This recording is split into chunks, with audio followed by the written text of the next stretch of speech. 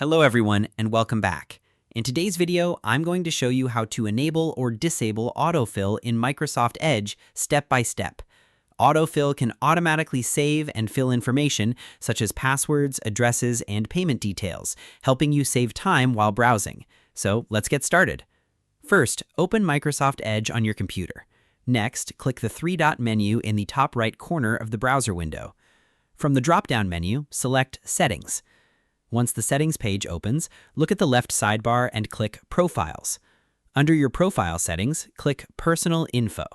Here, you'll find options related to autofill for addresses and contact information. To enable autofill, turn on the toggle next to Save and Fill Basic Info. If you want to disable autofill, simply turn this option off. Next, go back and click Passwords.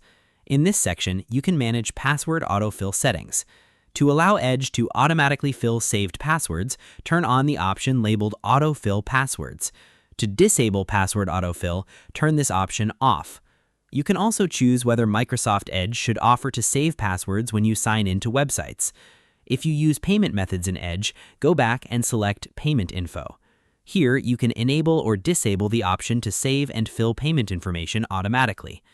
Your changes are saved automatically, so there's no need to click a Save button.